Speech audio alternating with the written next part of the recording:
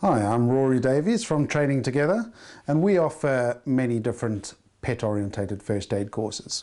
Today I'm going to be teaching you how to deal with a cut tongue, which is always difficult. On occasion you do get a dog that's inquisitive.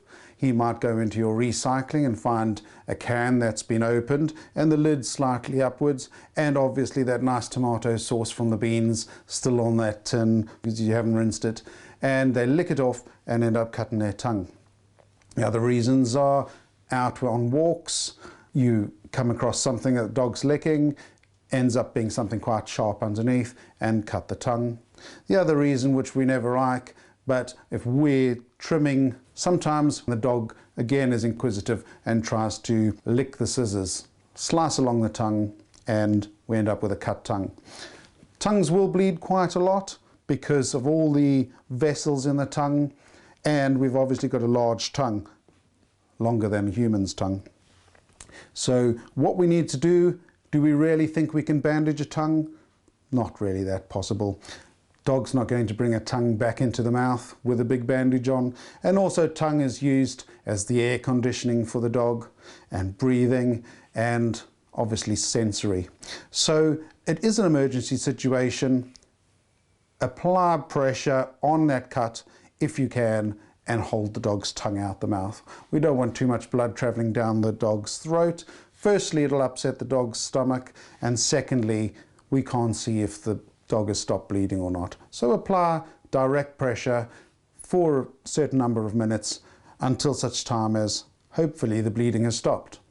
If the bleeding continues after 10 minutes, once released, pop it on again, try another 10 minutes, and then release. If it's still bleeding, then you have no option but to go and get this repaired at a vet. A number of ways, either cauterizing with a hot sauce or stitches or glue that the vet may decide, but it's out of your control. That tongue is still bleeding and we need to get to a vet as soon as possible.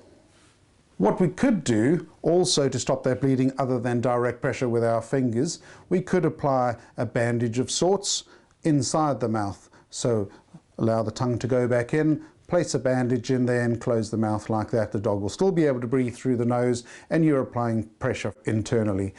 You do want to keep an eye on it, because once that's in and you've got pressure going on there, you're not sure of how that's continuing to bleed. And also, if you've got a small pet, remember small pets suffer with shock much quicker than larger pets and humans, obviously. The other thing you can do, we can apply ice directly to the wound and also use the ice cube to offer pressure if you can, and that will constrict all the vessels and the capillaries and hopefully slow the bleeding down for you. Great if you're at home, but if you're out walking, where do you get ice? You can, in all intents purposes, create a first aid kit, and inside that first aid kit you could include an ice pack, chemical ice pack that just needs twisting and will release and be just as cold as any fresh ice. If the bleeding doesn't stop, please approach a vet. Get some advice how to protect that tongue and promote recovery, perhaps some soft food, something that will prevent infection and pain for your dog during the recovery process. If you'd like to know anything further with regards to emergency care for your dog, then please look out for a fully qualified trainer in your area. Make sure you get it right.